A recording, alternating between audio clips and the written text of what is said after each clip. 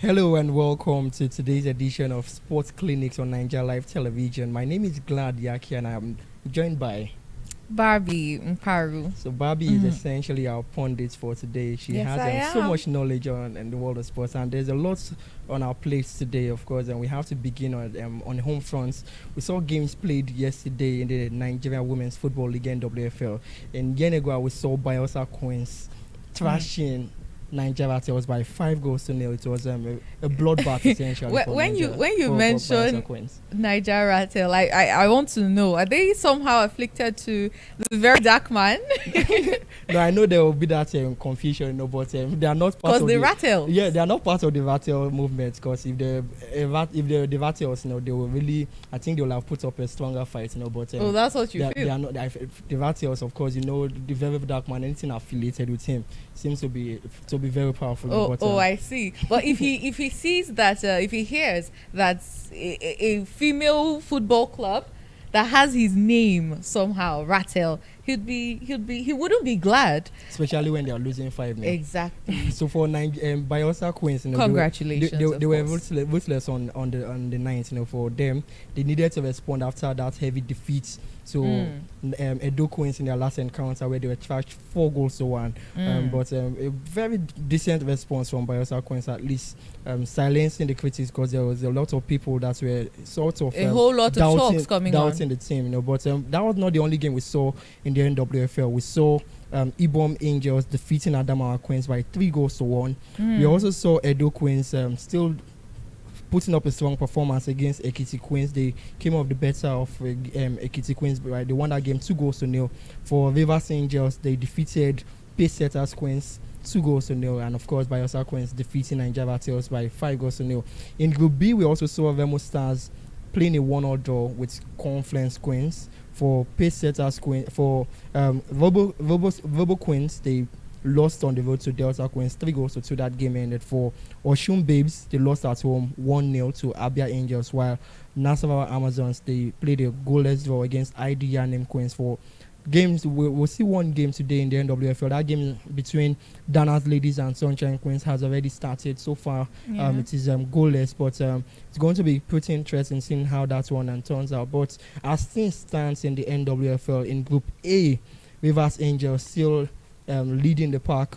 They are currently first with 27 points, haven't played 10 games. For Edo Queens are second with 27 points as well, while Bielsa Queens are just behind them with 24 points, haven't played 10 games. So for Edo Queens, they've played a game more than Bielsa Queens. In Group B, we have FC Robo Queens leading the pack despite their defeat to Delta Queens, while Nasarawa Amazons are second with 23 points, while Abia Angels are third with 21 points. So that's the standings of the NWFL. For Remo Stars Ladies, they are currently fourth. They've dropped a place below Abia Angels. While for Nigeria Tales, the very dark man.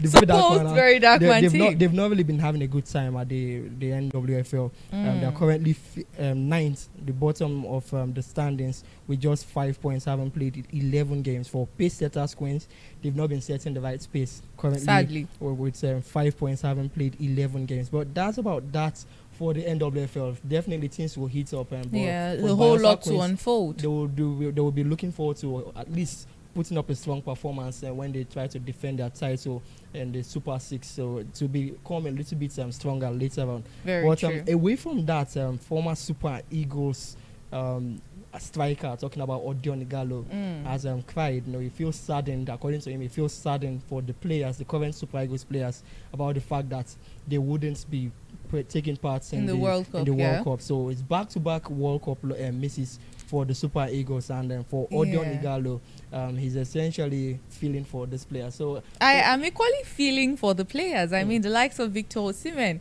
who are really good hands, quite skilled footballers, not being able to participate. Super Eagles would not participate in back-to-back World Cups. And then we'll be seeing the likes of Ghana. We have to watch South Africans. So for that, from that perspective, it's pretty sad for the Super Eagles failing to qualify when you want to say the rivals, Ghana, South Africa, and they were able to secure qualification. But for the Super Eagles, they were trying to use what they call the backdoor approach, where they were essentially trying to sue for the DR Congo, because the DR Congo defeated them in that playoff match we saw.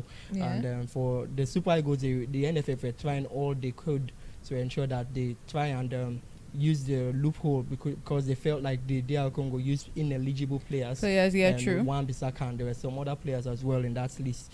So for the door has essentially been closed, because CAF has come out with the ruling that ensures that the DR Congo would actually be the one qualified. So sadly, Super Eagles would not participate. And for the DR Congo, they will be waiting for the match between Jamaica and New Caledonia to see who they will be facing in the playoff to enable them to get to the World Cup. But away from that, another story here we have about Alejandro Garnacho, because it's not necessarily the right headline for the Premier League footballer. He's been convicted of speeding away from Manchester United's training ground just days before he left the club. So it's happened a long time ago, but according to reports, he was driving 50 miles per hour and in a road where the speed limit was about 40 miles per hour. It happened on August 26th, so a long time ago. That's 4 days before he signed for Chelsea in that £40 million deal. But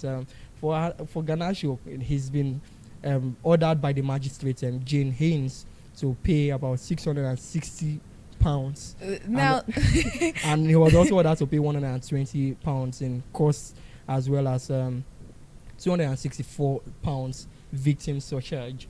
Considering how wealthy the 21-year-old winger is, that's chicken change. He can afford it. For someone earning close to £100,000, so you're ordered to pay something. Total is less than £1,000. So I think he wouldn't really bother him. But for at least if for he Garnacho, was remorseful. He was remorseful. Oh, then perfect, good. He admitted he was driving beyond the speed limit at least. But there were cameras already, so what do you have to deny at that point? No, and the cameras, of course, that's the difference in our society and theirs. Yes. They didn't even need someone to go and stand. The cameras automatically activate once it sense your the speed limit. So it's above. That's and then capturing his number plate as well. But why do you think he was driving that fast? It's possible his girlfriend called that she made his favorite food or something. There was need to get home on time. Yes, it's very much possible. I wouldn't disagree, because for Barbie, the females definitely know how to drag the men out. Exactly. Maybe Garnacho really had something he was really trying to meet up someone he was trying to meet up someone actually, yeah. While away from that, I think we just have to wrap up with tennis, because in tennis, Elena Rybakina beat Jessica Pegula for 5th straight time to move into the Miami Open semi-final, winning the game 2-6, 6-3, 6-4. So for Jessica Elena Rybakina, she will be facing world number 1 Aryna Sabalenka. Remember, she defeated her in the Australian Open earlier. True. So you feel like she could get the better of her again? She will. She's definitely going to. I mean, she had already, for her to be able to cross to the Australia Open, there's possibility that she would just keep going higher and higher and down to the Miami Open. No, but she's facing the world number 1, the strongest player in the world. She will. Well, I'm rooting for her. Let's see how it goes. Of course, we know one Rybakina fan is right here. Oh, yes, I am. For talking about Iga Swiatek, I'm sorry, I beg your pardon, Aryna Sabalenka, she's not necessarily had a fine 2026, and for Rybakina, especially considering the fact that she defeated her in Australia, she will definitely be, should I say, motivated by that fact. But for Pegula, she took a 4-love lead on her way to the first set, but Rybakina rallied back, fighting, hit 15 aces and saved 8 of 10 break points to come through. So it's almost like in football terminologies for our football fans. Yeah. It's almost like you're losing 4 goals to nothing, and then you fought back to get victory. So it was a very impressive comeback win victory for Elena Rybakina. But very interesting games we'll be hoping to see. But that's I think this should be the wrap on today's program. But I really hope we'll be able to do this some other time. Really nice analyzing sports with Barbie. Yeah, my special appearance. I wouldn't be here always, but it was amazing to be at the sports clinic. Definitely. For Barbie, she's essentially my she's essentially my sports coach. I get a lot of sporting Ooh. tips from her. She's an expert as long as this industry is concerned, you know. But you don't have to announce it. I know you don't have to announce it. I told you I was just doing it for you. Well, you're now having to announce it to them, but so good. Well, and thank you so much for being a part of our program for today. And a quick reminder for our viewers and partners that Nigeria Live Television is open for business. If you're looking to boost your brand through paid adverts or sponsorships, we are ready to partner with you. You can reach out to us via our call or WhatsApp on our live studio on 0812 934 0000. So you can call us on that number. I can take it again, 0812 934 0000. For physical consultations, you can visit our head office at number 122 Imbiama Yenegwa Road, Amarata, here in Bayelsa State. And then don't forget to stay connected. Follow us on Facebook, YouTube, and Instagram, TikTok, and X on Nigeria Live Television, Nigeria Live TV, or visit our website at www.nigerialivetv.com. So thank you so much for being a part of our program today.